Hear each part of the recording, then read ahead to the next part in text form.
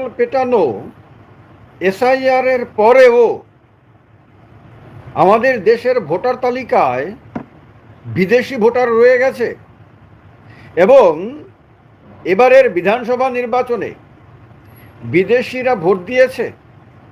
অর্থাৎ ভোটার তালিকায় ভারতীয় নাগরিকদের পাশাপাশি অভারতীয়, অর্থাৎ ভারতীয় না অন্য কোনো দেশের নাগরিক এমন লোকেরও কি নাম ছিল এবং এইরকম লোক কি এবার ভোট দিয়ে গেছে?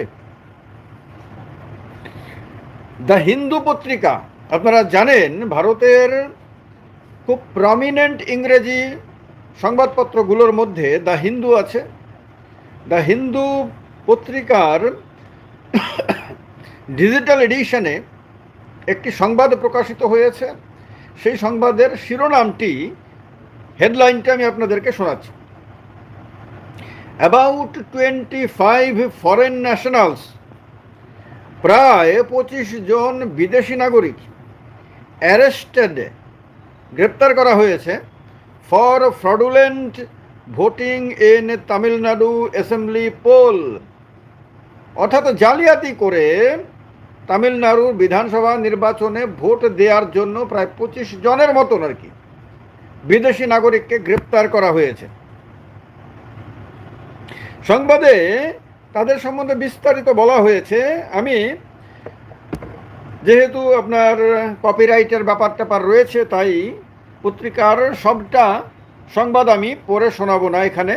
আমি এআই রিসার্চ করে যা পেয়েছি সেটা আপনাদেরকে শোনাবো। এবার এটা তো হলো হিন্দু পত্রিকার হেডলাইন, আপনারা শুনে নিন।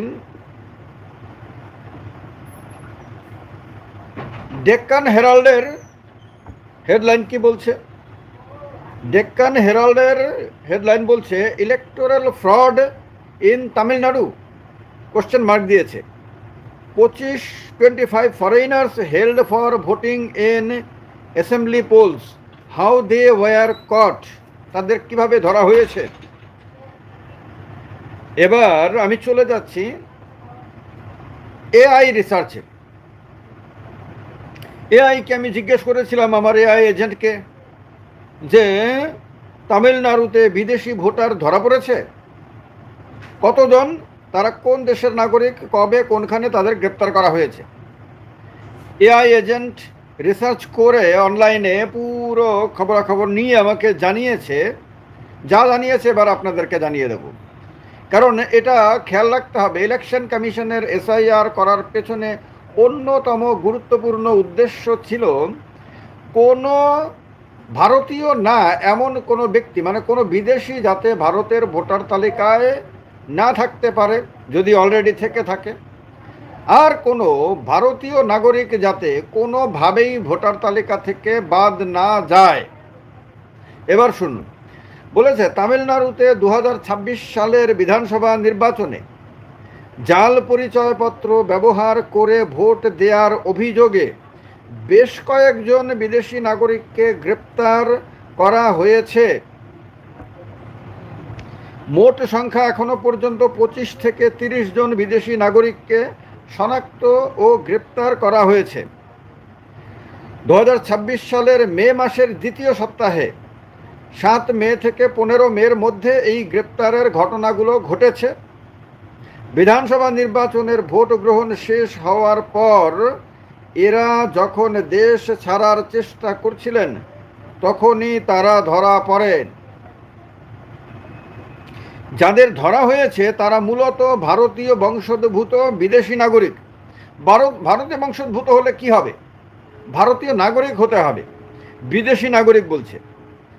তারা অতীতে ভারতীয় নাগরিকত্ব ছেড়ে অন্য দেশের নাগরিকত্ব গ্রহণ করেছিলেন, কিন্তু তালিকায় নাম থাকায় বেআইনিভাবে ভোট দিয়েছিলেন।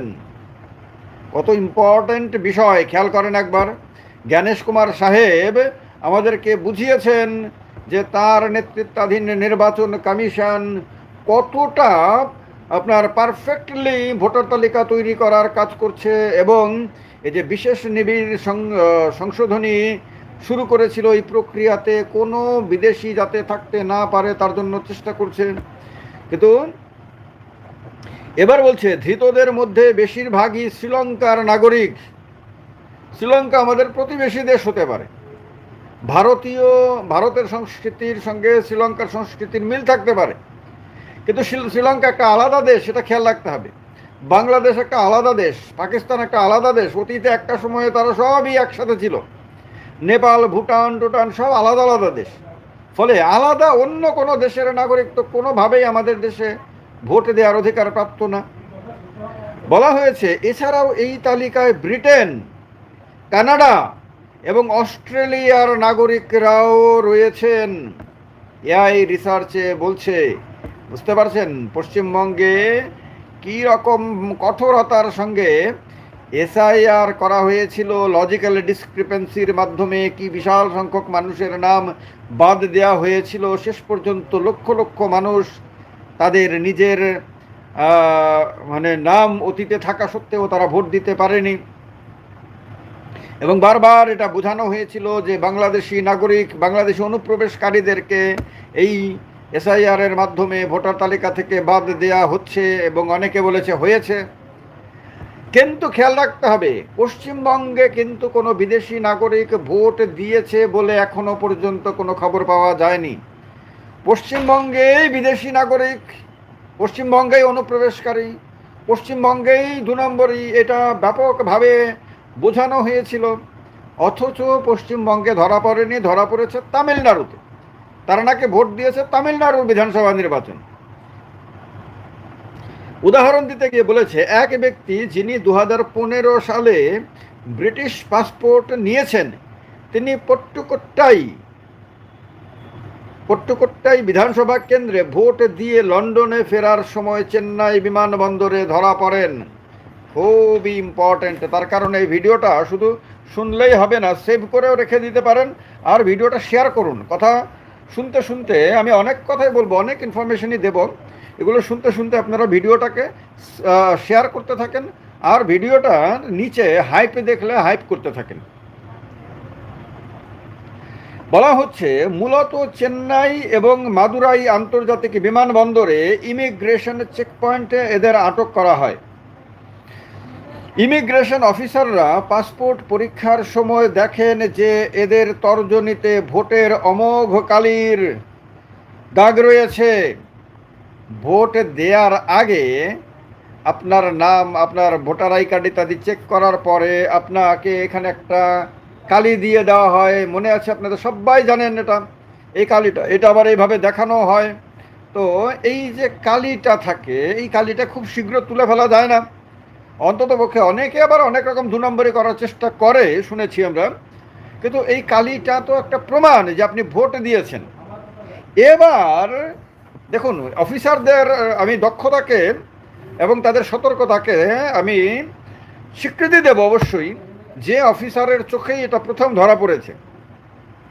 ইমিগ্রেশন অফিসাররা পাসপোর্ট পরীক্ষা করার সময় দেখেন যে এদের তর্জনীতে ভোটের ইনডেলিবল ইঙ্ক দাগ রয়েছে, মানে কালির দাগ রয়েছে। বিদেশি পাসপোর্টধারী হওয়া সত্ত্বেও আঙুলে ভোটের কালির দাগ দেখে সন্দেহ হওয়ায় তাদের জিজ্ঞাসাবাদ করা হয় এবং পরবর্তীতে পুলিশের হাতে তুলে দেয়া হয়। অফিসাররাও দক্ষ, এটা বুঝতে হবে, কারণ অফিসার ইচ্ছে করলে ইগনোর করতে পারতেন, বা তার ব্রেন অতটা সতর্ক নাও থাকতে পারতো, কিন্তু এটাকে দেখে তার মনের মধ্যে প্রশ্ন জেগেছে, এটা কেন? তারা তো বিদেশি, তারা অন্য দেশ থেকে আমাদের দেশে এসেছে, ঘুরতে পারে, আমাদের দেশের অনেক রাজ্যে ঘুরতে পারে, এখানে ওখানে যেতে পারে, কিন্তু এই কালির দাগে তাদের আঙুলে কিভাবে আসবে?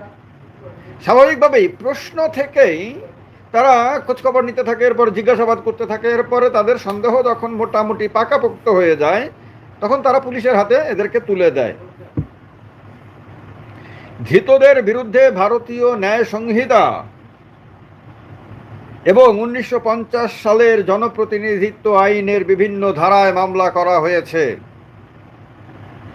তদন্তে জানা গেছে এদের মধ্যে অনেকেই নির্বাচনের সময় জালিয়াতি করে তৈরি পরিচয়পত্র ব্যবহার করে চেন্নাইয়ের পেরাম্বুর ও কে নগরের মতন বিভিন্ন নির্বাচনী এলাকায় ভোট দিয়েছেন। নির্বাচন কমিশন 2025 সালেই প্রায় 100 জন এমন বিদেশি নাগরিকের নাম ভোটার তালিকা থেকে বাদ দেওয়ার নির্দেশ দিয়েছিল, কিন্তু তারপরেও অনেকে তালিকায় রয়ে গিয়েছিলেন বলে ধারণা করা হচ্ছে। এখন কথা হলো, থাকলো কিভাবে? তামিলনাড়ুতেও তো এসআইআর হয়েছে। এসআইআর তো অত্যন্ত কঠোরভাবে করা হয়েছে। নির্বাচন কমিশন ভীষণ রকম সতর্ক ছিল। জ্ঞানেশ কুমার সাহেব ভীষণ সতর্ক ছিলেন। এত সতর্কতার পরেও কিভাবে নাম থেকে গেল? কিভাবে জাল পরিচয়পত্র তৈরি করে তারা ভোট কেন্দ্রে গিয়ে ভোট দিতে পারলেন? তাদেরকে কেউ ধরতে পারলো না, আইডেন্টিফাই করতে পারলো না। কেন এরকম হলো? অথচ যে ইমিগ্রেশন অফিসাররা আপনার, তারা আমার মনে হয় না তারা ইলেকশনের দিন ভোটের কাজ করেন। তারা এয়ারপোর্টে কাজ করেন বা পোর্টগুলোতে কাজ করেন। ল্যান্ড পোর্ট হতে পারে, এয়ারপোর্ট হতে পারে, তারপর আপনার সমুদ্র বন্দর হতে পারে, তারা সেখানে কাজ করেন। তাদের মাথার মধ্যে বিষয়টা এলো এবং তারা আপনার ধরতে পারলো। অথচ যেখানে আপনার ইলেকশনটা হয়েছে, ভোটটা হয়েছে, সেখানে যারা প্রশিক্ষিত আধিকারিকরা, তারা ধরতে পারলেন না। প্রশ্ন খুব গুরুত্বপূর্ণ। আমি জিজ্ঞেস করেছিলাম তাদের নাম কি ভোটার তালিকায় ছিল। বলেছে হ্যাঁ, ধৃত বিদেশি নাগরিকদের নাম ভোটার তালিকায় ছিল, তবে তারা বৈধ উপায়ে সেখানে অন্তর্ভুক্ত হননি, বরং জালিয়াতির আশ্রয় নিয়েছিলেন। তদন্তে এই বিষয়ে বেশ কিছু তথ্য সামনে এসেছে। তথ্যগুলো কি? বলেছে পুলিশ এবং তদন্তকারী কর্মকর্তাদের সূত্রে জানা গেছে এই বিদেশি নাগরিকরা বেআইনি বা জালিয়াতির মাধ্যমে ভারতীয় পরিচয়পত্র, যেমন আধার কার্ড বা অন্যান্য নথি তৈরি করেছিলেন। সেই ভুয়ো নথিপত্র ব্যবহার করেই তারা ভোটার তালিকায় নিজেদের নাম তুলতে সক্ষম হন।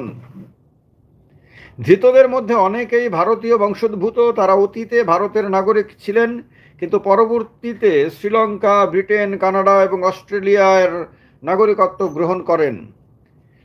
ভারতের নিয়ম অনুযায়ী অন্য দেশের নাগরিকত্ব নিলে স্বয়ংক্রিয়ভাবে ভারতীয় নাগরিকত্ব বাতিল হয়ে যায়।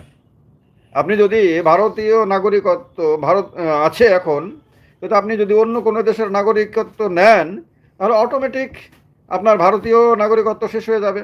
তাহলে তাদেরও হয়ে যাওয়ার কথা। কিন্তু তারা তাদের পুরনো বা জালিয়াতি করা নথির সূত্র ধরে ভোটার তালিকায় নাম বহালে রেখেছিলেন অথবা নতুন করে নাম অন্তর্ভুক্ত করেছিলেন। বাকিটা তো তদন্তে আরও অনেক কিছু বেরিয়ে আসবে।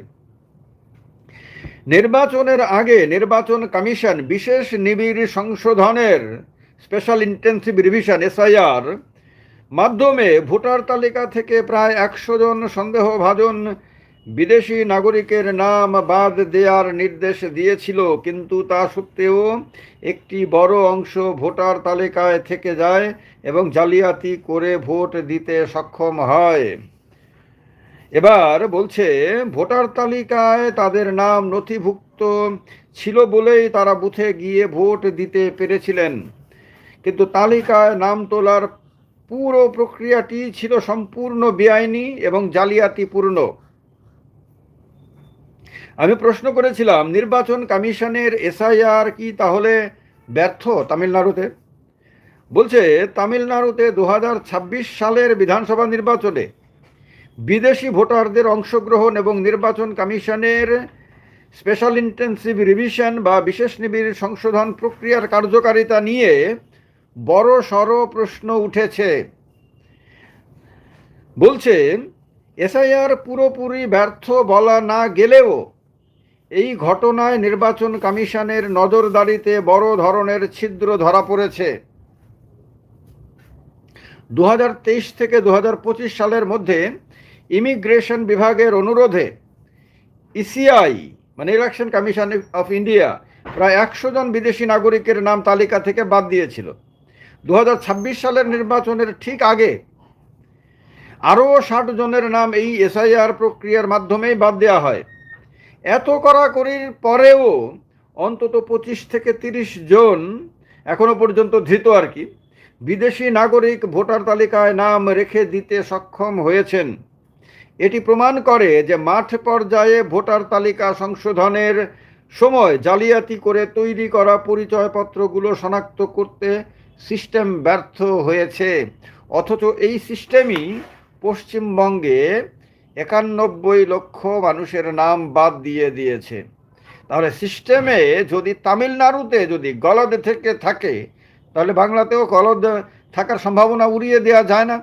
সুতরাং বিষয়টি নির্বাচন কমিশনের সামনে এসে, মানুষের সামনে এসে স্পষ্ট করা উচিত